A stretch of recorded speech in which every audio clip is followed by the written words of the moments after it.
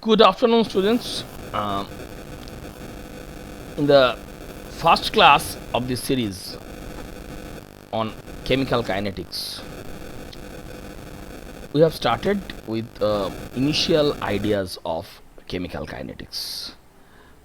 We have learned what chemical kinetics is, and we have also learned the factors which affect reaction rates and kinetics, and the initial methodology to find out the rate of a reaction from the rate of change in the concentration of reactants or products involved in a specific reaction. So, what we have already learned, that whenever there is a chemical reaction going on, the concentration of reactants as well as products change with time, and one can easily guess that when I consider the concentration of the reactants, that will decrease over time, and the concentration of products will increase, and we can call rate of the disappearance of reactant or rate of appearance of product as the rate of the reaction. So, what is our idea about the magnitude of this rate, the rate of disappearance or rate of appearance? Apart from a very few rare exceptions, this rate of change in concentration of the components will not remain fixed over time. অর্থাৎ আমরা যে আলোচনাটা শুরু করেছিলাম আগের দিনে, আলোচনার মধ্যে আমরা বলেছি যে রেট অফ আ রিয়াকশন বলতে আমরা দুটো জিনিসকেই মিন করতে পারি। একটা হচ্ছে রিয়াক্ট্যান্ট কি হারে আস্তে আস্তে কমে যাচ্ছে, বা প্রোডাক্ট কি হারে আস্তে আস্তে বাড়ছে, এবং এই রেট হিসাব করতে গিয়ে আমাদেরকে কি করতে হয়েছে, আমরা আগের দিনের এক্সাম্পল দেখেছিলাম যে আমরা একদম ইনিশিয়ালি দেখেছি কনসেন্ট্রেশন কত, একটা ডেফিনিট টাইম পরে দেখেছি কনসেন্ট্রেশন কত, আবার টাইম পরে দেখেছি কনসেন্ট্রেশন কত, এবং আমরা রেট যখন বার করতে গেছি in this range 0 to 20 second আমরা হিসাব করেছি, তারপরে যখন বলেছি 20 to 40 সেকেন্ড আমরা হিসাব করেছি। পদ্ধতিটা একই রকম, final concentration minus initial concentration divided by time gap. আমরা এইভাবে এগোতে পারি যদি আমরা কনসেন্ট্রেশন অফ এ দিয়ে ভাবি, অথবা এভাবে এগোতে পারি যদি আমরা বি দিয়ে ভাবি। অর্থাৎ আমরা রিয়াক্ট্যান্ট দিয়েও ভাবতে পারি, প্রোডাক্ট দিয়েও ভাবতে পারি। রিয়াক্ট্যান্ট দিয়ে ভাবলে আগে আমাকে একটা মাইনাস সাইন বসাতে হবে। কেন বসাতে হবে? কারণ যেহেতু কনসেন্ট্রেশন অফ রিয়াক্ট্যান্টের যে চেঞ্জের যে রেট, সেটা নিজে হচ্ছে নেগেটিভ, এবং যেহেতু আমরা জানি যে একটা বিক্রিয়ার হার, একটা রেট অফ দ্য রিয়াকশান, সেটা কখনো নেগেটিভ হতে পারে না। সেই জন্য আমরা আগে আর একটা নেগেটিভ সাইন বসিয়ে দিয়েছি, যাতে করে টার্মটা গিয়ে আলটিমেটলি দাঁড়িয়ে যায় হচ্ছে পজিটিভ। এই অবধি আমরা আগের দিনে আলোচনার মধ্যে দেখেছি। এবারে যেটা আমাদের আজকে ভাবনা চিন্তা করার বিষয়, যে এই change of rate with time, অর্থাৎ এই রেটটা কি সব সময় ফিক্স থাকে? দিনের শেষে বারবার বলছি, when we calculate we always take the average rate. আমরা কিন্তু এই কথাটা এখানে আগের দিন বলেছি। দেখো, this is average rate, this is average rate. কেন অ্যাভারেজ রেট কথাটা উল্লেখ করতে হচ্ছে? কারণ আমরা অ্যাট এ টাইম 0 আমরা কনসেন্ট্রেশন দেখেছি, অ্যাট এ টাইম 20 সেকেন্ড দেখেছি, এবং আমরা এই কনসেন্ট্রেশনের যে চেঞ্জটা হয়েছে সেটাকে ডিভাইডেড বাই 20 সেকেন্ড করে দিয়েছি। অর্থাৎ আমরা এর মধ্যে একটা অ্যাজাম্পশন কিন্তু অলরেডি নিজেরা করে নিয়েছি যে 0 থেকে 20 সেকেন্ড এই টাইম ইন্টারভ্যালের মধ্যে বিভিন্ন রকমের রেট থাকতে পারে রিয়াকশানের। একদম প্রথমে কম ছিল, আস্তে আস্তে বেড়ে গেল, তা হতে পারে। একদম প্রথমে বেড়েছিল, পরে কমে গেছে, তাও হতে পারে। এটার চান্সই বেশি, কারণ reaction rate depends on concentration. কাজেই আমরা যেহেতু একদম প্রথমেই আমরা একটা আমাদের বলতে গিয়েই বলে নিয়েছিলাম যে রিয়াক্ট্যান্ট কনসেন্ট্রেশনের ওপরে হচ্ছে আমার রিয়াকশানের রেট ডিপেন্ড করে। তার মানে যত একটা রিয়াকশান প্রোগ্রেস করবে তত হচ্ছে তার অ্যামাউন্ট অফ রিয়াক্ট্যান্ট আস্তে আস্তে আস্তে আস্তে কমবে, এবং অ্যামাউন্ট অফ প্রোডাক্ট আস্তে আস্তে বাড়বে। তাহলে যদি হচ্ছে রিয়াকশান রেট ডিপেন্ড করে হচ্ছে অন দ্য রিয়াক্ট্যান্ট কনসেন্ট্রেশন, তাহলে টাইমের সাথে সাথে রিয়াকশান রেট কমে যাওয়ারই কথা।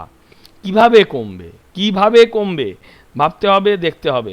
কমেছে আমরা এখানেই দেখেছি। একদম প্রথমে ছিল 1 মোল অফ এ, সেখান থেকে হয়েছে 0.54 ইন 20 সেকেন্ড। মানে কতটা কমেছে আমরা হিসাব করে বের করতে পারি। এখানেই যে 0.46 কমেছে, এই যে এখান থেকে বেরোলো 0.46 কমেছে। এবার তারপরের 20 সেকেন্ডে কিন্তু আর 0.46 কমেনি। দেখো 1 থেকে 0.54 থেকে কিন্তু 0.30, মানে প্রথম 20 সেকেন্ডে যেভাবে কমেছে পরের 20 সেকেন্ডে কিন্তু সেইভাবে আর কমেনি।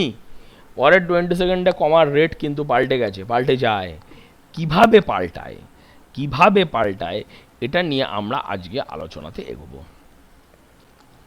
একদম প্রথমে আমরা যে রিয়াকশানটাকে বেছে নিয়েছি, খুব চেনাশোনা reaction.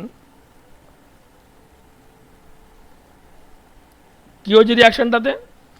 This is butyl chloride and water. These two are the reactants. Butyl chloride and water reaction করে তৈরি করেছে কি? বিউটানল তৈরি করেছে, butanol along with formation of ACl। Fine, এটা একটা সাবস্টিটিউশন রিয়াকশন অবধি বলে ছেড়ে দিলাম। আমরা বুঝেছি chlorine living group, water nucleophile. SN1 নাকি SN2? আবার বলছি SN1 নাকি SN2, এই বিতর্ক আমরা আগের দিন একটু আধটু বলেছিলাম যে SN1 একটা জিনিস আছে, কাকে বলে আমরা জানি। SN2 একটা গল্প আছে, সেটা কাকে বলে আমরা তাও জানি।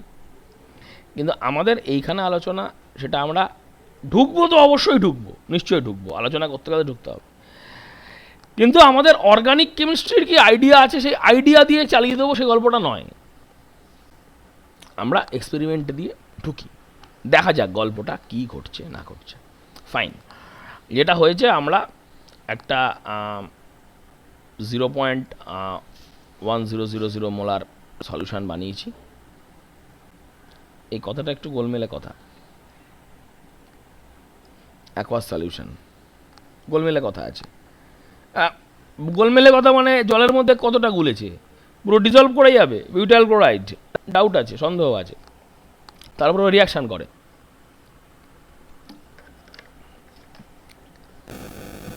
আলোচনা হবে, দেখতে পাবো তখন। এবার আমরা রিয়াকশান শুরু হয়ে গেছে বিউটাইল ক্লোরাইড এবং জলের মধ্যে। আমরা কি করেছি, আমরা কিছু সময় পরে পরে আমরা এই কনসেন্ট্রেশনটা আস্তে আস্তে কমছে, আমরা দেখতে পাচ্ছি আস্তে আস্তে কমছে। এই যে একদম প্রথমে যা ছিল আস্তে আস্তে কমছে, কনসেন্ট্রেশন ইন মোলারিটি কমছে। ফাইন, হ্যাঁ। এবার কিন্তু কমারই কথা, কারণ রিয়াক্ট্যান্ট আস্তে আস্তে কমবে। কিন্তু এই নাড়তে চাড়তে আমরা যেটা দেখতে পেলাম যে এই যে কমার রেটটা কিন্তু ফিক্সড নয়। একদম প্রথমে যেভাবে কমছিল, প্রত্যেক সেকেন্ডে যত মোলার করে কমে যাচ্ছিল, যত আমরা নিচের দিকে নেমেছি তত কিন্তু আমরা দেখতে পেয়েছি যে এই রেটটাও কমেছে। যত টাইম বেড়েছে তত কিন্তু রেট কমেছে। এবার এটা যদি আমরা গ্রাফে একটা ছবি করি, গ্রাফে একটা ছবি করলাম, মানে জাস্ট কিছুই না, জাস্ট কত কনসেন্ট্রেশন ছিল সেই কনসেন্ট্রেশনটাকে নিয়েছি, এটা হচ্ছে কনসেন্ট্রেশন, আর জাস্ট এটা প্লট করেছি উইথ টাইম, প্লট করেছি, প্লট করে আমরা এরকম একটা গ্রাফ পেয়েছি। ফাইন। এর যেটা সুবিধার জায়গা হলো এই গ্রাফ করে ফেলার, যে আমরা আগের ক্ষেত্রে যেমন আমরা একটা করেছিলাম যে একটা ডেফিনিট টাইম গ্যাপ, তাতে আমাদের অ্যাভারেজ বার করতে হয়েছিল। একটা ডেফিনিট টাইম ইন্টারভ্যাল ধরে নিয়ে 0 থেকে 20 সেকেন্ড আমাদেরকে অ্যাভারেজ বার করতে হয়েছিল। এইখানে কি হলো, কিন্তু আমরা ওরকম অ্যাভারেজ কোনো কিছু বার না করে আমরা নতুন একটা টার্ম পেলাম, ইনস্ট্যান্টেনিয়াস রেট। অর্থাৎ একটা টোটাল রিয়াকশান যে সময় ধরে চলে তার একটা স্পেসিফিক টাইমে গিয়ে আমরা দেখব যে ওই রিয়াকশানটার রেট কত হচ্ছে। এখানে কিন্তু কোনো অ্যাভারেজ রেটের গল্প আসবে না। এবং আমরা এটা খুব ভালোভাবে জানি যে আমরা যখনই হচ্ছে যে কখনো একটা গ্রাফ প্লট করি y ভার্সেস এক্স, একটা গ্রাফ যখন আমরা প্লট করি, সেটা যেমনই হোক, সে গ্রাফটা যেমনই হোক, এটা একটা স্ট্রেট লাইন হোক, এটা সার্কেল হোক, এটা প্যারাবোলা হোক, হাইপারবোলা হোক, যাই হোক না কেন, whenever we plot a graph y versus x, ওই গ্রাফের যে স্লোপ সেটা ইন্ডিকেট করে dy dx at a specific point. The value of dy dx depends on x at a specific point. এবার এই ডিপেন্ডস অন এক্স বলতে কখন করে না, যদি গ্রাফটা এরকম হয় y ইকুয়ালস টু mx, তাহলে করবে না। অর্থাৎ যদি স্ট্রেট লাইন হয় তখন হচ্ছে যেরকম ইনস্ট্যান্টেনিয়াস বলে আলাদা কিছু বেরোবে না, সেখানেও ইনস্ট্যান্টেনিয়াস বেরোবে, কিন্তু ইনস্ট্যান্টেনিয়াসটা সেখানে হয়ে যাচ্ছে ইউনিফর্ম। অর্থাৎ 5 সেকেন্ডে পরেও গিয়েও যা রেট, 10 সেকেন্ড পরে গিয়েও তাই রেট, কখনো পাল্টাচ্ছে না। এবার এই ইনস্ট্যান্টেনিয়াস রেট বার করার কি পদ্ধতি, আমরা একটা এই স্পেসিফিক পয়েন্টে এখানে বার করব, কিচ্ছু না। আমরা বার করার জন্য আমাদের স্লোপ বার করতে কি লাগে, আমাদের স্লোপ বার করতে একটা জাস্ট অ্যাঙ্গেল লাগে। এই যে আমরা পেলাম, এই যে দিস অ্যাঙ্গেল, এই যে অ্যাঙ্গেলটা, এই অ্যাঙ্গেলটা হচ্ছে থিটা, এই অ্যাঙ্গেলটা হচ্ছে থিটা। তাহলে এই যে আমরা ইনস্ট্যান্টেনিয়াস রেট বলে যেটাকে পেয়েছি, ইনস্ট্যান্টেনিয়াস রেট, সেই ইনস্ট্যান্টেনিয়াস রেটটা হচ্ছে ট্যান থিটা। আগে একটা মাইনাস সাইন বসিয়েছি, এটা ইন্ডিকেট করার জন্য যে concentration of the starting material reactant is decreasing with time. এবার আমরা যে আমাদের এই ইনস্ট্যান্টেনিয়াস রেট বিষয়টা আমরা যে জানলাম, আমরা এবার আমাদের আলোচনা যতই চালিয়ে নিয়ে যাব, এই চালিয়ে নিতে গিয়ে আমরা দেখব যে আমরা সমস্ত জায়গাতেই যেখানে যেখানে আমরা রেটের উল্লেখ করব, সেই রেটটা হবে সবসময়ই হচ্ছে সেটা, আমরা সেটা উল্লেখ করব হচ্ছে ইনস্ট্যান্টেনিয়াস রেট। আর অ্যাট এ টাইম জিরো যে রেট, সেটাকে আমরা বলবো হচ্ছে ইনিশিয়াল রেট। ঠিক কথা। এবারে আমরা এই গ্রাফ এই পয়েন্টগুলো দেখতে দেখতে, এই পয়েন্টটা অনেক দূরের একটা পয়েন্ট। কারণ আমরা এই গ্রাফের যে নেচার দেখছি তাতে আমরা বুঝতে পারছি যে এই পয়েন্টটা এখান থেকে যখন বেরিয়ে যাবে এইভাবে গিয়ে এটা জিরো হতে গেলে তো এইটা যেটা আমার যে এই এক্স অ্যাক্সিস যাচ্ছে, তাহলে ওকে তো সেই এক্স অ্যাক্সিসকে কাট করতে হবে। কিন্তু এই গ্রাফের যে নেচার, এই নেচার বলছে যে এই কাট করাটা অনেক দূরে গিয়ে হবে, অনেকটা দূরে গিয়ে, হ্যাঁ অনেকটা দূরে গিয়ে হচ্ছে যে এই কাট করা ব্যাপারটা হবে। এবং সেটা আমরা এখানে আমাদের ডেটাতেও দেখছি যে একটা ফার অ্যাহেড টাইম, অনেকটা সময় পরে এটার কনসেন্ট্রেশন জিরো হয়েছে। Though there will be a certain debate, sure there will debate কি এই গ্রাফ থেকে কোনোদিনও স্টার্টিং মেটেরিয়ালের কনসেন্ট্রেশন শূন্য হবে এমন জায়গায় পৌঁছানো যায় কি না, অর্থাৎ অঙ্ক কোষে শূন্য কখনো করা যাবে কি না। তবে যেহেতু এটা এক্সপেরিমেন্ট, আমরা শূন্য বলে উল্লেখ করছি, মানে আমরা আমাদের যে মেথডটা ইউজ করেছি, কোন মেথড সেটা আলোচনা এখানে করা নেই, সেটা আমরা ভেবেচিন্তে দেখব যে টারশিয়ারি বিউটাইল ক্লোরাইড বা এমনি বিউটাইল ক্লোরাইড বা হচ্ছে যে বেঞ্জাইল ক্লোরাইড যাই থাক না কেন, যে কোনো ধরনের একটা অ্যালকাইল হ্যালাইড, সেই অ্যালকাইল হ্যালাইডের স্পেসিফিক্যালি কনসেন্ট্রেশন জানার জন্য আমাদের পদ্ধতি অনেক রকম থাকতে পারে। হ্যাঁ, সেটা ফটোকেমিক্যাল হতে পারে, কোনো একটা কিছু টাইট্রেশন করতে পারি, অনেক কিছু করতে পারি। কিন্তু জিনিসের মূল কথাটা যেটা হচ্ছে, মূল কথাটার জায়গাটা যেটা হচ্ছে যে আমরা যে এক্সপেরিমেন্ট করে টাইমটা বলছিলাম, সেই এক্সপেরিমেন্ট করে রিয়াকশান মিডিয়ামের মধ্যে বিউটাইল ক্লোরাইডের অস্তিত্ব আর পাওয়া যাচ্ছে না।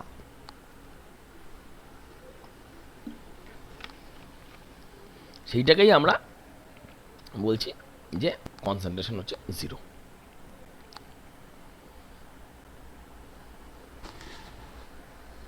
এই এটা বললাম যে স্লোপ হচ্ছে ডিওয়াইডিএক্স।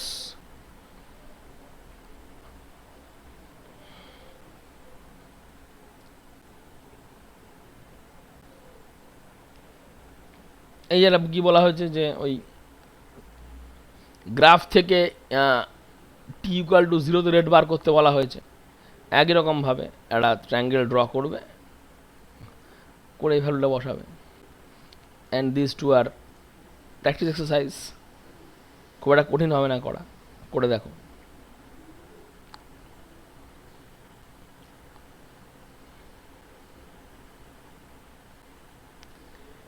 এবার রিয়াকশান রেট এবং স্টয়চিওমেট্রি, রিয়াকশান রেটস অ্যান্ড স্টয়চিওমেট্রি আমরা আগের দিন আলোচনা করতে গিয়েই বলেছিলাম যে আমরা যে রিয়াকশান নিয়েছি, এই যে আমাদের রিয়াকশান এ থেকে বি হয়, এ থেকে বি হয় একটা সিম্পল এ থেকে বি হয়, ভালো কথা। আজকে আমরা কি নিয়েছি? বিউটাইল ক্লোরাইড থেকে বিউটানল হয়, ভালো কথা। এবার এদের হচ্ছে রেট সম্বন্ধে ধারণা করা সোজা। কারণ কি সোজা বলতে আমি বলতে চাইছি, যেহেতু একটা মলিকুল থেকে একটা মলিকুল হয়, কাজেই রেট অফ অ্যাপিয়ারেন্স এবং রেট অফ ডিসঅ্যাপিয়ারেন্স এই বিষয়গুলোতে আগে প্লাস মাইনাস বসিয়ে দিলে আর কোনো সমস্যা থাকে না। একটা জিনিস মনে হতেই পারে যে আচ্ছা এখানে আমরা রেট বলতে গিয়ে এই C4H9Cl বললাম, C4H9OH বললাম, আচ্ছা এইখানে আরেকটা রিয়াক্ট্যান্ট ছিল তো, রিয়াক্ট্যান্ট ওয়াটার,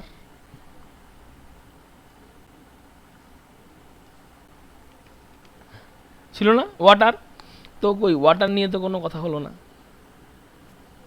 মানে যদি আমি বলি যে দুটো রিয়াক্ট্যান্ট আছে, দুটো রিয়াক্ট্যান্টেরই হচ্ছে কনসেন্ট্রেশন কমবে, কিন্তু হচ্ছে যে জল নিয়ে তো কোনো কথা বলা হলো না। ঠিক আছে, একবার বলা হচ্ছে rate of appearance of C4H9OH, আর একবার বলছি আমি, rate of disappearance of C4H9Cl। কোথাও তো কোনো কথা হচ্ছে যে জল নিয়ে বলা হলো না। কেন হলো না? কারণ হচ্ছে, যেটা ঘটনা হচ্ছে যে এই যে আমাদের বিক্রিয়াটা নিয়েছিলাম, এই যে H2O হচ্ছে, যদিও ওটা হচ্ছে যে রিয়াকশানে পার্টিসিপেট করে, কিন্তু আমরা রিয়াকশানটা করার সময় যেটা করেছি, বিউটাইল ক্লোরাইড নিয়েছি যতটা লাগবে ততটুকু, আর জল নিয়েছি বিকার ভর্তি। মানে জলটা কিন্তু এখানে শুধু রিয়াক্ট্যান্ট নয়, as well as solvent of the reaction হিসাবেও জলটা কাজে লেগেছে। কাজেই যেটা হচ্ছে H2O, যেটা H2O is present excess in the reaction medium. Excess থাকার কারণে কি হচ্ছে, যে এতটা বেশি আছে যে সেটা থেকে ওই 1-2 ফোঁটা কমলো কি কমলো না, ওটা নিয়ে আমরা খুব একটা ওরিড হচ্ছি না। আরও ভালো করে সিম্পল বলে দেওয়া, অ্যাকোয়াস সলিউশনে জলের কনসেন্ট্রেশন মাপতে যাওয়া মানে ফালতু সময় নষ্ট। অ্যাকোয়াস সলিউশনে জলের কনসেন্ট্রেশন মাপার দরকার নেই, কারণ যে রিয়াক্ট্যান্টটাই আছে, যেটাই আছে, তার তুলনায় জলের পরিমাণ এত বেশি যে তাতে হচ্ছে স্লাইড কোনো ভ্যারিয়েশান হলে সেটা আমি ধরতেও পারবো না, এবং ধরার দরকারও নেই। রিয়াকশান রেটের ওপর তার কোনো প্রভাবও পড়বে না। এইবারে একটা রিয়াকশান দেখো, এটাও অফকোর্স এটাও কঠিন রিয়াকশান কিছু না, এটাও একটা simple reaction. 2HI gives H2 plus I2, 2HI gives H2 plus I2। বোঝা যাচ্ছে কি টেম্পারেচার হাই। কেন বোঝা যাচ্ছে টেম্পারেচার হাই? কারণ I2 গ্যাস, নইলে হবে না। ভালো কথা, HIও গ্যাস। যাই হোক, এবারে এই রিয়াকশানের রেট নিয়ে বলতে গিয়ে একটা সমস্যা হয়েছে। কি সমস্যা হয়েছে না, rate of disappearance of reactant HI আর rate of appearance of product H2 বলতে পারি, I2ও বলতে পারি। কিন্তু গোলমালটা হচ্ছে এখানে কি, যে HI দুটো মলিকুল যদি খরচা হয়, এই যে HI এর যদি দুটো মলিকুল খরচা হয়, তাহলে একটা মলিকুল হাইড্রোজেন তৈরি হয়, একটা মলিকুল, আর I2 তৈরি হয় একটা মলিকুল। ঠিক আছে, এবার দুটো মলিকুল থেকে এর একটা একটা করে মলিকুল তৈরি হচ্ছে, অর্থাৎ এই H2 বা I2 যে রেটে তৈরি হচ্ছে তার ডাবল রেটে, টোয়াইস রেটে HI রিয়াকশান মিডিয়াম থেকে চলে যাচ্ছে, ডিসঅ্যাপিয়ার করে যাচ্ছে।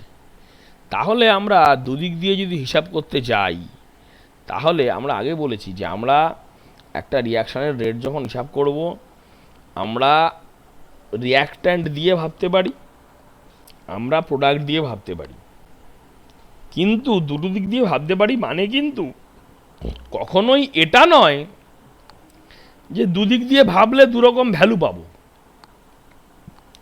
এটা কিন্তু ডিল নয় যে আমি রিয়াক্ট্যান্ট দিয়ে ভাবলে একটা হবে, প্রোডাক্ট দিয়ে ভাবলে আরেকটা হবে, এটা কিন্তু কথা না। আমাদের কি করতে হবে, আমাদের দুটো দিয়ে ভাবতে পারবো, আবার দুটো দিয়ে ভেবে সেম অ্যান্সার আসবে এটাও এনশিওর করতে হবে। তাহলে সেই এনশিওর করতে গিয়ে কি করতে হবে, HI এর আগে একটা কোএফিসিয়েন্টের রেসিপ্রোকাল, ব্যালেন্সড ইকুয়েশনের যে কোএফিসিয়েন্টটা ছিল, এই যে দিস ওয়ান কোএফিসিয়েন্ট, সেই কোএফিসিয়েন্টের রেসিপ্রোকাল আমাকে এখানে বসাতে হবে, -12। এবার এটা এরকম বলে কিছু না, এটা সবার জন্য। যদি এটা একটা স্ট্যান্ডার্ড রিয়াকশান লিখি, তার রেট করতে গিয়ে আমাকে প্রত্যেকটাতেই হচ্ছে যে যেটা কোএফিসিয়েন্ট আছে তার রেসিপ্রোকাল বসাতে হয়েছে।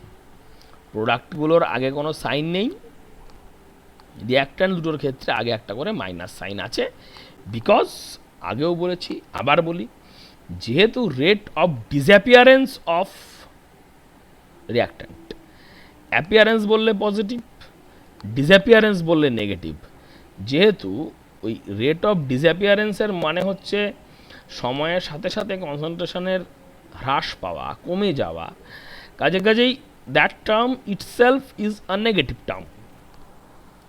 এবং আমি যখন হচ্ছে যোগ বিয়োগ করতে বসেছি, আমি আগে একটা মাইনাস সাইন বসিয়ে দিয়েছি যাতে করে আমি ওইটাকে পাল্টে নিতে পারি।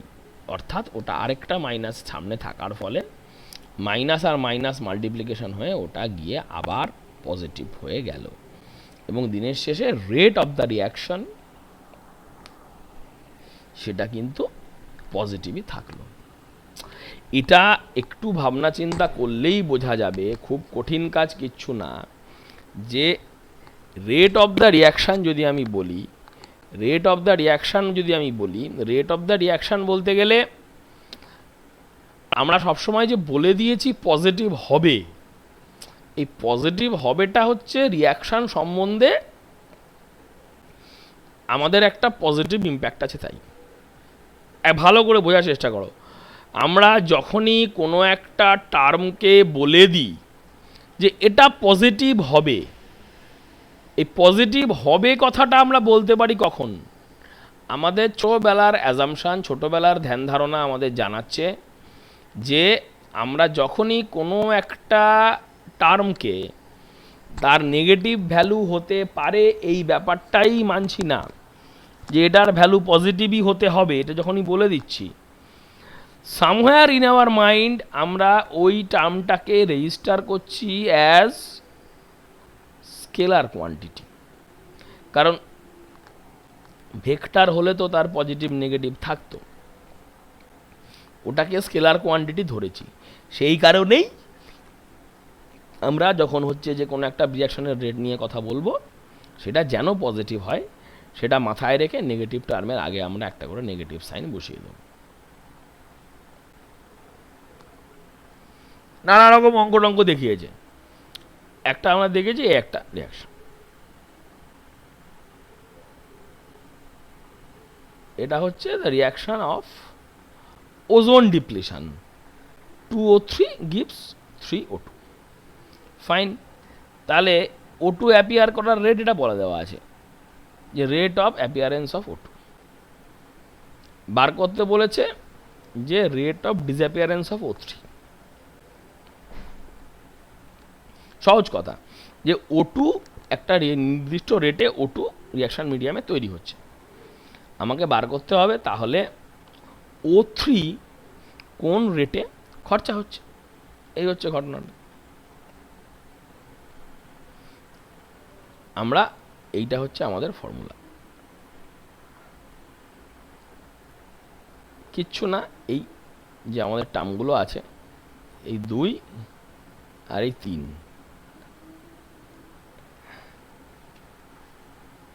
এই 2 আর এই 3 আমরা এখানে বসিয়েছি, আর কিছু না। আর আগে মাইনাস সাইন তো থাকবেই। তাহলে সলভ করে আমরা যেটা পেলাম হচ্ছে এইটা আমরা পেয়েছি, rate of disappearance of ozone, এটা আমরা পেয়েছি। এবার আমরা এটাকে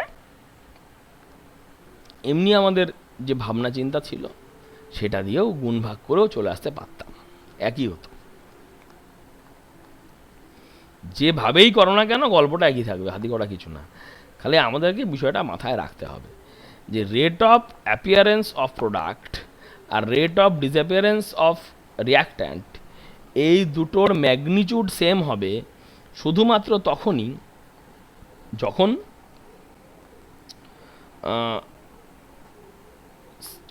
the number of molecules of a definite reactant gives the identical number of product molecules, তখন সেম হবে, নইলে হবে না। কনসেন্ট্রেশন অ্যান্ড রেট লস বলার কথা, আমরা আগে যখন আলোচনা করেছিলাম, আমরা আলোচনা করতে গিয়ে কি বলেছিলাম, একদম গোড়ায় যখন রিয়াকশান রেটকে কারা কারা ইনফ্লুয়েন্স করে সেই ইনফ্লুয়েন্স কারা কারা করে বলতে গিয়ে আমরা এই টার্মটা দেখো, আমরা আগের দিন এই টার্মটা বলেছিলাম, ক্যাটাগরিক্যালি এটা আমরা বলেছিলাম যে রিয়াক্ট্যান্ট কনসেন্ট্রেশনের ওপর rate of a reaction depends. কিন্তু এটা একটু আলাদা করে বোঝার বিষয় জাস্ট কথা দুটোর মধ্যে, যে কনসেন্ট্রেশনের ওপর ডিপেন্ড করে, কে ডিপেন্ড করে? রেট ডিপেন্ড করে, ফাইন। রেট ল কিন্তু ডিপেন্ড করে না, এটা কিন্তু আলাদা কথা। রেট এবং rate laws don't depend on the reaction concentration নয়। রেট ল পাল্টে যায় না, রেট পাল্টে যায়। কনসেন্ট্রেশন বাড়িয়ে দিলে কমিয়ে দিলে রেট বেড়ে যায় কমে যায়। কিভাবে বেড়ে যায় কমে যায়? ডিরেক্ট প্রপোর্শনাল নাকি ইনভার্সলি প্রপোর্শনাল নাকি প্রপোর্শনাল টু দ্য স্কোয়ার, সেটা ইন্ডিকেট করে দেওয়ার জন্য ল আছে, রেট ল।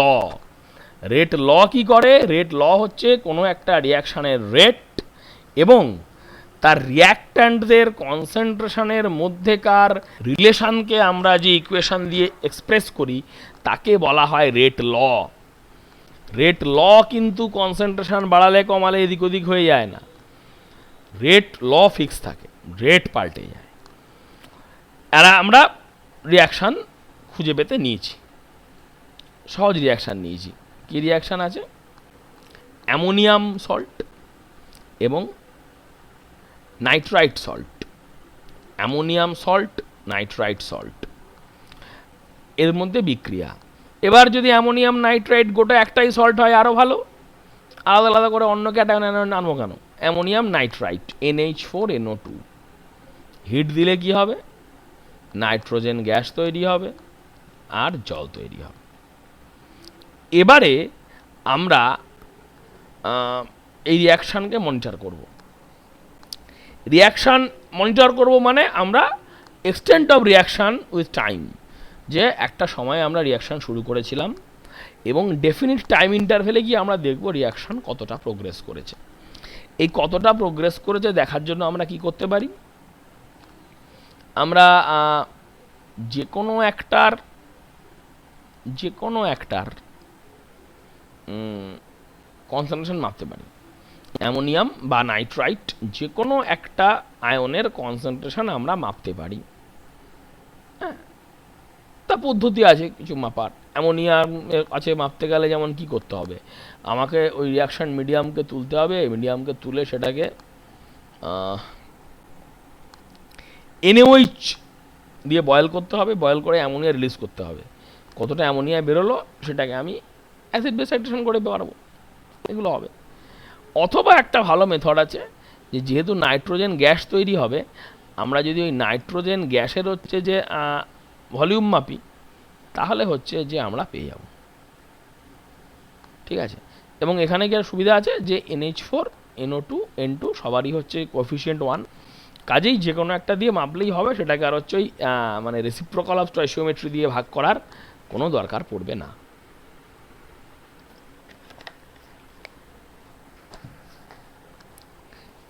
এবারে আমরা এই বিষয়টাকে নিয়ে যদি একটু ভাবনা চিন্তাটা এগোই, তাহলে আমরা যেটা দেখতে পাবো, এই আমাদের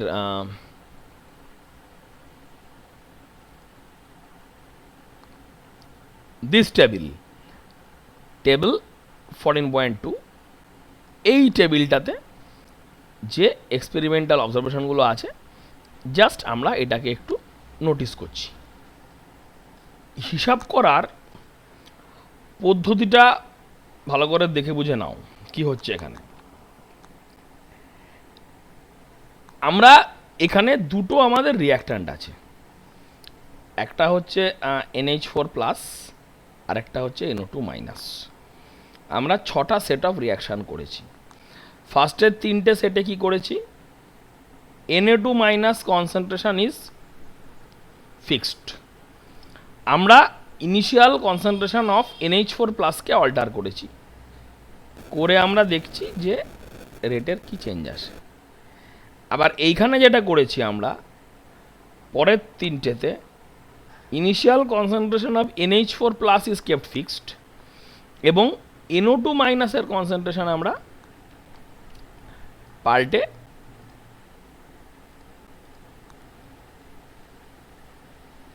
দেখতে গেছি কি হয়। এই হচ্ছে গল্পটা, যে আমরা প্রথমে একটাকে ফিক্স রাখবো, ফিক্স রেখে অন্যটাকে চেঞ্জ করব, চেঞ্জ করে দেখব যে কি চেঞ্জ হচ্ছে। চোখের সামনে অবজারভেশন, এইটা ছিল ডাবল করা হয়েছে, রেট কি হয়েছে, ডাবল হয়েছে। আবার এখান থেকে ডাবল করা হয়েছে, রেট কি হয়েছে, ডাবল হয়েছে। তাহলে আমরা এই যে এইটুকু আমাদের যে এই ভাবনা চিন্তাটা ফার্স্টের সেটটা নিয়ে আমরা তাহলে কি বুঝতে পারলাম, NH4 প্লাস কনসেন্ট্রেশন যদি আমরা ডাবল করি তাহলে আমাদের রিয়াকশানের রেট ডাবল হবে। সিম্পল অবজারভেশন পেয়ে গেছি। একইভাবে এখানে দেখো কি হয়েছে, এই ছিল ডাবল করেছি, ডাবল, এটা কি হয়েছে, ডাবল হয়ে গেছে। আবার এখানে আবার ডাবল করেছি, রেট কি হয়েছে, ডাবল হয়ে গেছে। আরেক পেলাম হিসাব করে আমরা, যে যদি আমরা এদেরকে নিয়ে ভাবনা চিন্তাটা করি তাহলে দেখব যে এর ক্ষেত্রেও যদি আমরা ডাবল করে দিই রেট ডাবল হয়ে যাবে। অর্থাৎ rate of this reaction is directly proportional to concentration of NH4 plus and directly proportional to concentration of NO2 minus, দুটোর সঙ্গেই ডিরেক্টলি প্রপোর্শনাল। এই হিসাব করার জন্য আমরা অনেক সময় স্পেকট্রোস্কোপিক মেথড ইউজ করি, ইউজিং বিয়ার্ডস ল। এখনও পড়িনি আমরা, মেবি আমরা পরে কোনো দিন কোনো একটা ক্লাসে আমরা এটা নিয়ে আলোচনা আলাদা করে করব, অন বিয়ার্ডস ল। এটার মধ্যে আজকে এই বিয়ার্ডস ল নিয়ে আলোচনাতে আজকে ঢুকছি না, এটা আজকে আমাদের পারপাস না। তাহলে আমরা দেখতে পেলাম যে দুটো ক্ষেত্রেই আমরা দেখলাম যে reaction is directly proportional to the concentration of NH4 plus and NO2 minus. So this is the experimentally determined rate of this reaction. This is the rate law. This is the rate law. Rate equal to K into ammonium concentration into nitrite concentration.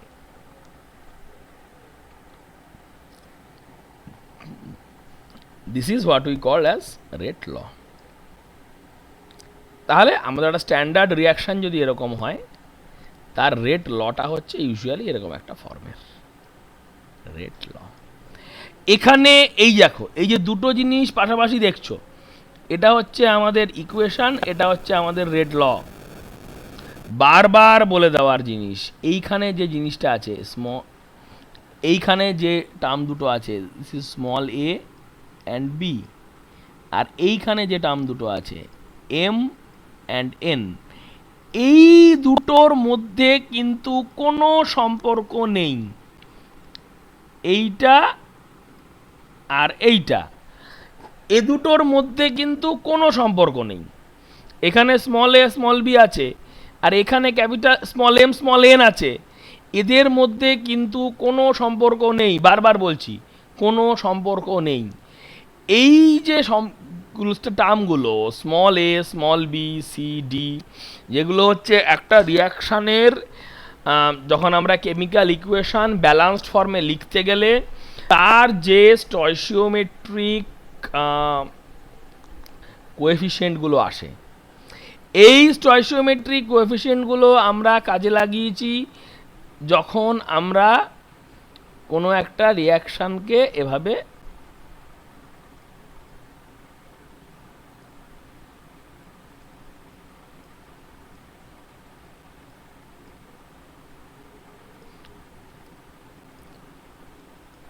দেখেছি যখন এই যে 14.4 ইকুয়েশানে যে এই টার্মগুলো reciprocal করে আমরা use করেছি যে আমরা রেট অফ ডিসঅ্যাপিয়ারেন্স বা রেট অফ অ্যাপিয়ারেন্সের সঙ্গে রেট অফ দ্য রিয়াকশানের রিলেশন বার করার জন্য। কিন্তু যেটা বারবার বলে দেওয়ার বিষয় যে এদের সঙ্গে কিন্তু আমাদের যে রেট লয়ের কোনো সম্পর্ক নেই। এইটা হচ্ছে ইকুয়েশানের দুদিক ব্যালেন্স করে আমরা এ বি টার্মগুলো পেয়েছি। এগুলোর জন্য আমাদের কোনো এক্সপেরিমেন্ট করার দরকার পড়েনি। এটা these terms small a small b, these terms can be calculated on pen and paper, the stoichiometric coefficients on pen and paper। এর জন্য আমাদের কোনো রকম এক্সপেরিমেন্ট করার দরকার পড়ে না। কিন্তু আমরা যখনই হচ্ছে যে এই স্মল এম স্মল এন যেগুলো কিনা আমরা বলছি যে রেট লয়ের যে হচ্ছে যে ইন্ডিসেসগুলো, সেগুলোকে কিন্তু আমাদের এক্সপেরিমেন্ট করে বার করতে হয়। এইখানে কথাটা লেখা আছে কিন্তু যে এম এন হচ্ছে usually small whole numbers, usually whole number হতেই হবে গ্যারান্টি নেই, সাধারণত হয়, ফ্র্যাকশনও হতে পারে, জিরোও হতে পারে, এবং এদের সাথে এ বি সাথে মিলে যাবে এরকম কোনো কথা নেই। বাই চান্স কোথাও মিলে যেতে পারে, দ্যাট উইল বি মিয়ার কোইন্সিডেন্স। কারণ এ বি হচ্ছে আমরা রিয়াকশানের হচ্ছে কেমিক্যাল ইকুয়েশান দেখে বসে আমরা বুঝবো, মানে ওটা কিন্তু একদমই এর সাথে হচ্ছে যে কোনো পরীক্ষা নিরীক্ষা করার ব্যাপার নেই। স্মল এন কিন্তু এক্সপেরিমেন্টালি বার করতে হয়, ফাইন। এবং এই স্মল এম এবং স্মল এন এই ভ্যালুগুলো কিন্তু আমাদের কাছে খুব গুরুত্বপূর্ণ, কারণ এই ভ্যালুগুলো কিন্তু আমাদেরকে অনেক সময়ই রিয়াকশানটা কিভাবে ঘটে তার সম্বন্ধে আইডিয়া দেবে, তার সম্বন্ধে ধারণা দেবে। এবং এর মধ্যে যদি কোনোটা জিরো হয়ে যায় তাহলে বুঝতে পারবো যে রিয়াকশানটা হওয়ার জন্য যদিও সেই স্পেসিফিক রিয়াক্ট্যান্টটি দরকার, কিন্তু সেই রিয়াক্ট্যান্টটি বাড়িয়ে দিলে বা কমিয়ে দিলে, সেই বিকারক বাড়িয়ে দিলে বা কমিয়ে দিলে বিক্রিয়ার হারের কোনো পরিবর্তন হবে না, কারণ তার পাওয়ারে আছে জিরো। SN1 SN2 ভাবনা চিন্তা করার সময় এরকম একটা জিনিস তোমরা হয় পড়ে ফেলেছো অথবা পড়বে, কোনো একটা পাওয়ার জিরো, তার ইম্প্যাক্ট পড়বো আমরা, তখন পড়বো। এবারে একটা রেট কনস্ট্যান্ট পেয়েছি এখানে, কে ইজ আ কনস্ট্যান্ট, এবং কোশ্চেন যে এটা কনসেন্ট্রেশনের উপর ডিপেন্ড করে কি না, না করে না। যদি না যদি এমন ঘটে যে কনসেন্ট্রেশনটা হচ্ছে যে একটা লেভেলের চাইতে বেশি বা কম হয়ে গেলে তখন রেট লটাই পাল্টে যায়, সেক্ষেত্রে ব্যাপারটা আলাদা। আদারওয়াইজ এটা কনসেন্ট্রেশনের ওপর ডিপেন্ড করে না, ডিপেন্ড করে কার ওপর, টেম্পারেচার। তাহলে rate constant is a fixed term, a constant term in true sense for a specific reaction at a specific temperature. এই হচ্ছে কথা।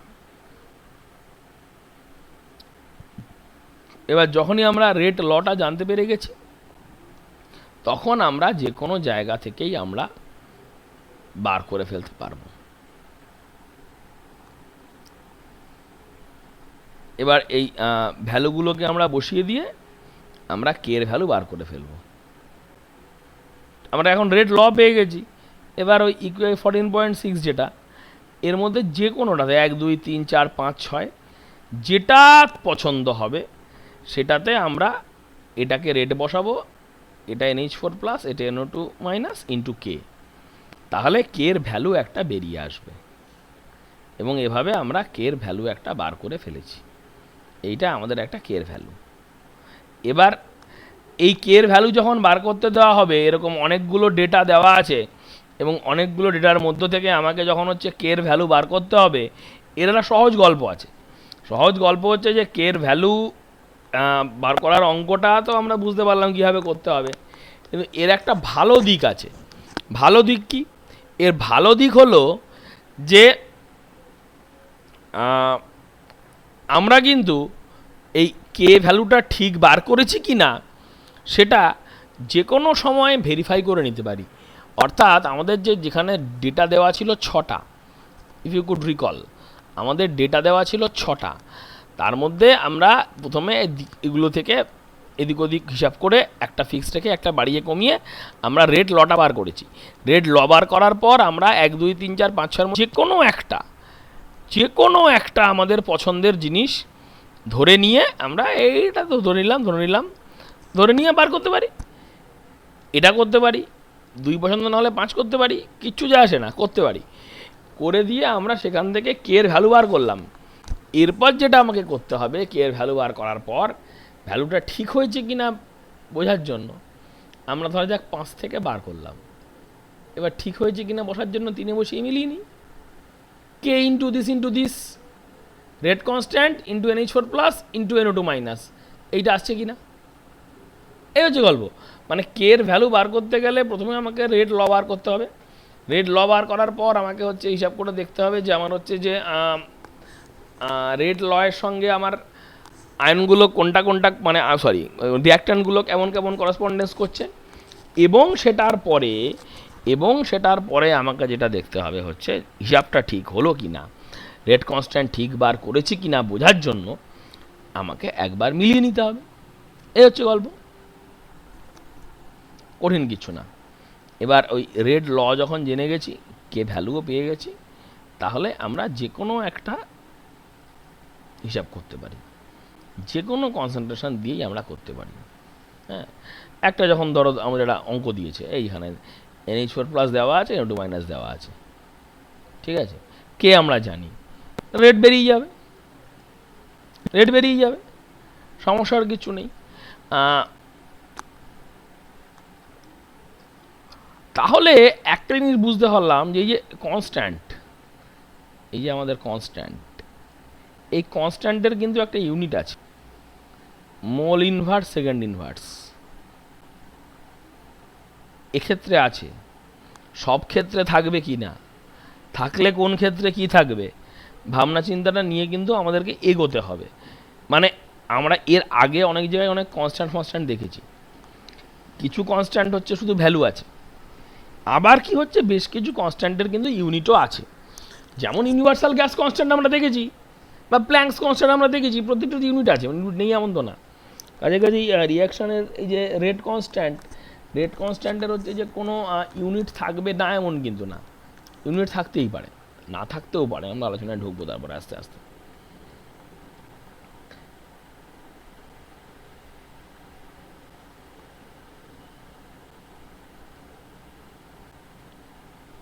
এবার এই যে আমরা একটু আগে যে বললাম না, যে এন যেগুলো আমরা এক্সপেরিমেন্ট করে বার করেছিলাম, এই এম আর এনকেই আমরা বলছি হচ্ছে রিয়াকশানের অর্ডার।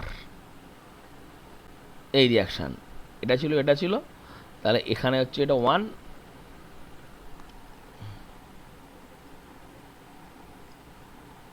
এটা হচ্ছে 1 ফার্স্ট অর্ডার। হ্যাঁ, আর এই NO2- জন্যও তাই হবে, 1ই হবে। এবার 1টা জেনারেলি আমরা লিখি না, এটা এখানে বলে না, পৃথিবীতে কোথাওই আমরা লিখি না। x⁴ তো আর লিখি না, x² হলে তখন স্কোয়ার লিখি, কিউব লিখি, আর না হলে পাওয়ার 1 হলে শুধু x লিখি। তেমনই শুধু এখানে কিছু লেখা হয়নি, 1 কিছু লেখা হয়নি, শুধু কিছু লেখা নেই মানে 1 লেখা আছে।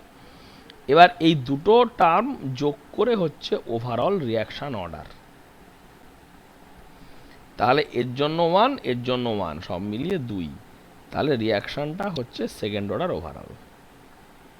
ঠিক আছে, এবার এই এক্সপোনেন্টটা কি ডিপেন্ড করে, এক্সপোনেন্টটা ডিপেন্ড করে কার ওপর, এক্সপোনেন্টটা বোঝাই যাচ্ছে যে এটা কোনো একটা ভাবে আমাদের যে রিয়াকশান নিয়ে আমরা ভাবনা চিন্তা করছি সেই রিয়াকশানের যে মেকানিস্টিক কোর্স তার সঙ্গে সম্পর্কযুক্ত। ভেবে দেখো, কঠিন কিছু না, রিয়াকশানের যে মেকানিস্টিক কোর্স তার সঙ্গে সম্পর্কযুক্ত, যে কোথায় পাওয়ারে 1 থাকবে, কোথায় পাওয়ারে 2 থাকবে, এর সাথে সম্পর্কযুক্ত। এবার এটা থেকে আমরা কি বুঝতে পারছি যে না, এটা যদি ডাবল হয় তাহলে হচ্ছে যে রেট ডাবল হবে, 3 গুণ হলে 3 গুণ হবে, আবার একই হবে, একই রকম হবে। এবার কোথাও যদি হচ্ছে যে আমাদের এটা স্কোয়ার থাকে, সেক্ষেত্রে গল্পটা কি হবে, সেক্ষেত্রে যদি ডাবলিং করি তাহলে রেটটা হয়ে যাবে 4 গুণ, যদি 3 গুণ করি রেটটা হয়ে যাবে 3 স্কোয়ার মানে 9 টাইমস। এবং এই ভ্যালুগুলো কি, এগুলো এক্সপেরিমেন্ট করে বার করা, এবং এগুলো এক্সপেরিমেন্ট করে তো বার করি, ডিপেন্ড করে কার ওপর, ডিপেন্ড করে হচ্ছে রিয়াকশান মেকানিজমের ওপর, মেকানিস্টিক কোর্সের ওপর। আরও কিছু আমরা এক্সাম্পল দেখলাম, এই যে N2O5 এর ডিসোসিয়েশন, H2I2 মিলিয়ে HI তৈরি করেছে। এই যে বললাম সব সময় হোল নাম্বার হবেই কোনো গ্যারেন্টি নেই, এখানে হচ্ছে যে টু দি পাওয়ার হাফ এটা হতে পারে। এবার ওই যে বলছি কোথাও কোথাও ওই ব্যালেন্সড ইকুয়েশনের হচ্ছে যে কোএফিসিয়েন্ট তার সাথে মিলে যেতে পারে, হ্যাঁ, আবার নাও মিলতে পারে, আবার নাও মিলতে, যেখানে 2 আছে, মানে এখানে 2 আছে মানেই একটা এখানে স্কোয়ার বসবে, তা কিন্তু হয়নি, নিজেই দেখো হয়নি, 2 ছিল এখানে কিন্তু নেই, ঠিক আছে। এবার একটা ফ্র্যাকশনাল পাওয়া যেতে পারে, এমনকি নেগেটিভও হতে পারে, যারা কনসেন্ট্রেশন রেট যত বাড়িয়ে দেওয়া হচ্ছে তত হচ্ছে যে সেটা কম হচ্ছে। মানে ওই জন্য অনেক সময় অনেক রিয়াকশান আছে, এটা খুব কঠিন কিছু না, যে ওই যে এরা বলছে না যে নেগেটিভ হয়ে যেতে পারে, এটা অ্যাপারেন্টলি মনে হবে যে এটা খুব একটা বাজে কথা হচ্ছে, মানে আমি বলছি বাজে কথা হচ্ছে মানে এটা তো বলতেই পারো যে একটা রিয়াক্ট্যান্ট বাড়িয়ে দিলে রিয়াকশানের রেট কমে যাবে, মানে এ কেমন রিয়াকশান, এ কীরকমভাবে হচ্ছে, মানে এটা তো নিজেই বোঝো কঠিন কথা কিছু না, তুমি নিজেই এটা বুঝতে পারবে যে স্বাভাবিক লজিকে যে আমার কিন্তু এরকম হওয়ার কথা নয়। ভেবে দেখো, ভালো করে ভাবো যে একটা রিয়াকশান, তার হচ্ছে আমি একটা রিয়াক্ট্যান্টের কনসেন্ট্রেশন বাড়িয়ে দিলে রিয়াকশানের রেট কমে যাচ্ছে, নেগেটিভ কমে যাচ্ছে, এর মানে কি? সিম্পলভাবে ভাবো, এরকম তোমরা অনেক রিয়াকশান অনেক সময় পড়েছো যেখানে একটা রিয়াকশান সালফিউরিক অ্যাসিড লাগে, ডাইলিউট সালফিউরিক অ্যাসিড লাগে, কনসেন্ট্রেট দিলে অন্য কোনো একটা রিয়াকশান হয়। আরে অন্য কোনো একটা রিয়াকশান হয় আলাদা কথা, যে রিয়াকশানটা ডাইলিউটে হচ্ছিল সেটা তো আস্তে আস্তে কনসেন্ট্রেশন বাড়িয়ে দিলে কমতে থাকে, তখন অন্য একটা হয়, যেটা হয় তার ক্ষেত্রে হয়তো বাড়বে, তার ক্ষেত্রে হচ্ছে অর্ডার পজিটিভ, কিন্তু যেটা হচ্ছে আমি বলছি যে ডাইলিউটে হয় কনসেন্ট্রেট দিলে হয় না, তার মানেটা কি? তার মানে সেখানে কি হচ্ছে, কনসেন্ট্রেশন যত বাড়তে থাকে তত হচ্ছে যে রেট ফল করতে থাকে, তার মানে হচ্ছে যে রেট ইকুয়েশন যেটা আমি করেছি তার মধ্যে হচ্ছে অর্ডারে কোথাও হবে কোথাও একটা কিছু নেগেটিভ টার্ম আছে, ভাবনা চিন্তা করতে হবে।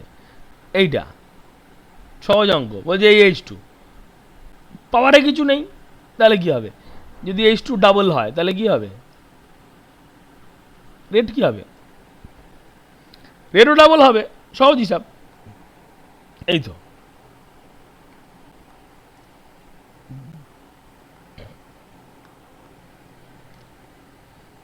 এটা দিয়েছে, রিয়াকশান দিয়েছে,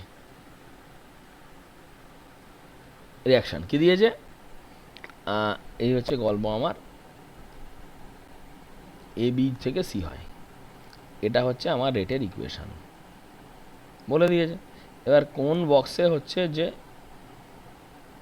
রেট কেমন হবে, কোন বক্সে রেট কেমন হবে, হ্যাঁ, এটা হচ্ছে রেট স্ফিয়ার, রেড স্ফিয়ার হচ্ছে এ, ভালো কথা, পার্পলটা হচ্ছে বি। এবার প্রত্যেক বক্সে এ কত বি কত আমাকে গুনতে হবে।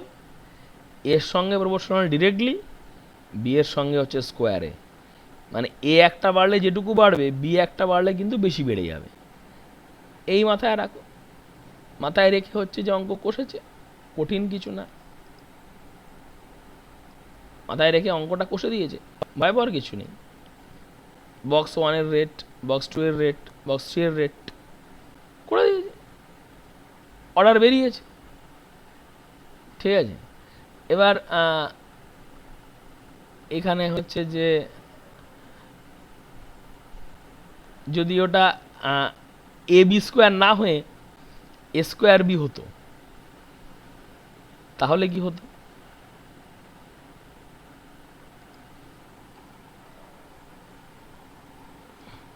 যদি ওটা এ স্কোয়ার বি হতো তাহলে কি হতো? ভাবনা চিন্তাটা থাকলো, তোমাদের জন্যই থাকলো। এবারে আজকের যেটা লাস্ট আলোচনা, আমরা আগেই বলেছিলাম magnitude and unit of rate constant.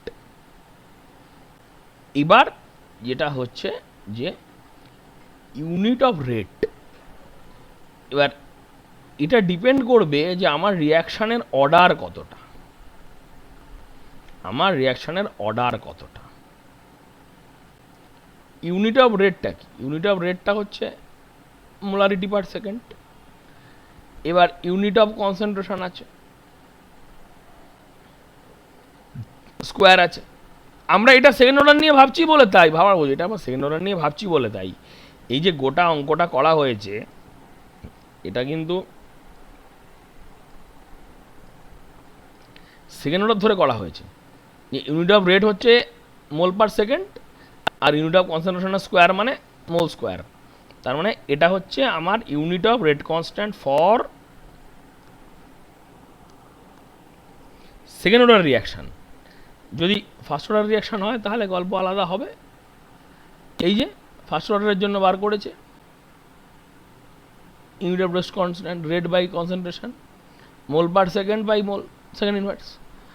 Third অর্ডারে হলে অন্য কিছু আসতো।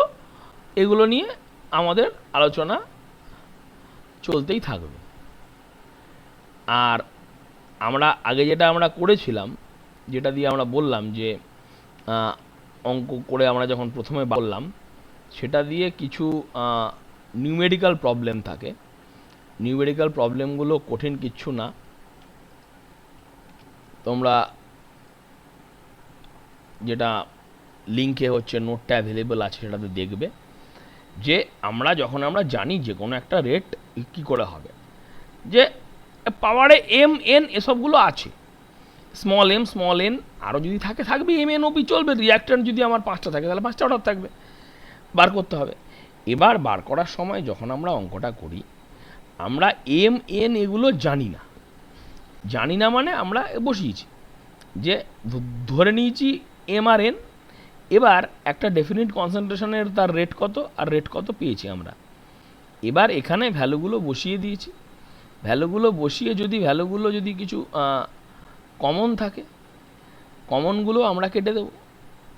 কমনগুলো কেটে দেবো বলতে এটা কি? কমনগুলো কেটে দেবো বলতে আমি আবার বলছি যে এই রিয়াকশানের ভাবনা চিন্তাটা চলেই কীভাবে। এই যে ভাবনা চিন্তা যখন শুরু করেছি, একদম প্রথমেই গল্পটা দেখো। আমার হচ্ছে গিয়ে 1 আর 2, 1 আর 2 একটা সেট। কেমন সেট? কারণ কনসেন্ট্রেশন অফ এ হচ্ছে এখানে 0.100, এটা 0.100 ফিক্সড, পাল্টেছে বি। মানে আমি 1 আর 2 নিয়ে ভাবনা চিন্তা করে বসে বুঝবো যে এ যদি ফিক্স থাকে তাহলে বিকে ডাবল করলে রেটে কি চেঞ্জ হচ্ছে।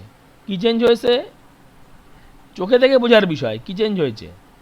কিচ্ছু চেঞ্জ হয়নি, বুঝে গেছি আমি। এরপর আমাকে কী করতে হবে?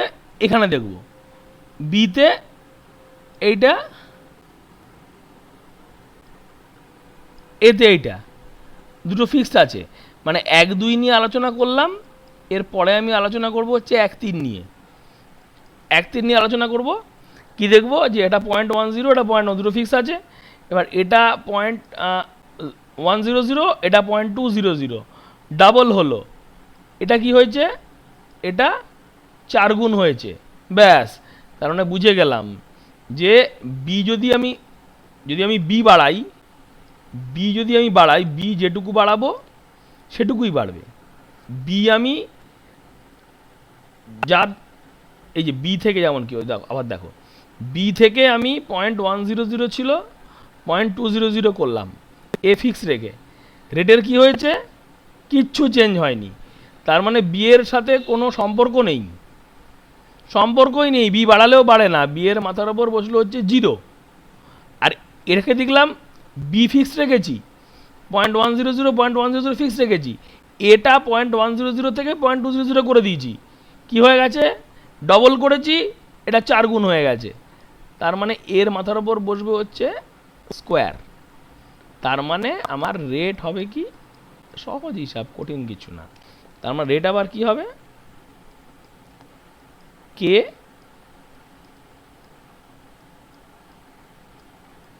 এ স্কোয়ার। এই তো, এই হচ্ছে আমার রেট, কে এ স্কোয়ার। অনেক এদিক ওদিক করে অঙ্ক টঙ্ক করে বেরিয়েছে, এখানে ওটাই বেরিয়েছে। ফর্মুলা মেনে করা ব্যাপারটা তাই, কিন্তু আমাকে বুঝলে আমি এমনিতে দেখেই আমি হচ্ছে যে বুঝতে পারব। কিছু প্রবলেমস আছে যেগুলো of course ইউড try your self, solve করেও দেওয়া আছে, কঠিন কিচ্ছু ব্যাপার না, জাস্ট দেখো হয়ে যাবে। আমরা নেক্সট ক্লাসের ফার্স্টেই এই প্রবলেম যেগুলো রয়েছে সেগুলো কিভাবে অ্যাপ্রোচ করব না করব সে সম্বন্ধে 2-4 কথা বলবো। And then we go to calculate the change of concentration with time, যেটা একটা রিয়াকশানের ক্ষেত্রে সবচাইতে গুরুত্বপূর্ণ প্যারামিটার, যেটা আমাদের সবচাইতে বেশি কাজে লাগবে। যে আমরা যদি জেনে যাই রেট লটা জেনে যাওয়ার পরে আমাদের কাজ কি হবে, যে আমাদের রিয়াকশানটা কোন স্পিডে হচ্ছে এবং একটা ডেফিনিট টাইম ইন্টারভ্যাল পরে পরে আমাদের রিয়াক্টরের কনসেন্ট্রেশন কত কত করে থাকছে, এই আলোচনাতে আমরা পরের দিন ঢুকে যাব। এই the change of concentration with time, এটা আমাদের নেক্সট ক্লাসে ডিসকাশনে থাকবে। এই অবধি আলোচনার বিষয়। ততদিন অবধি রোজ যা বলি, বাড়িতে থাকো, সাবধানে থাকো, সুস্থ থাকো। Thank you very much.